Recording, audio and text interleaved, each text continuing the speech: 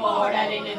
బొట్టు పెట్టి పట్టు చీరలు ఎన్నో ఇచ్చి 7 వారాల నగలను పెట్టి అత్తను తానే మురిసిపోయే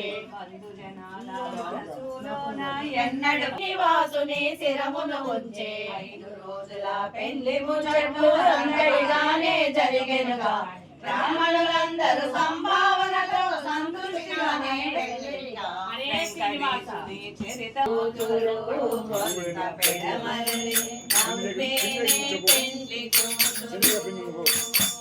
పిడికి కథలంబ్రాల పెండ్లి కూతురు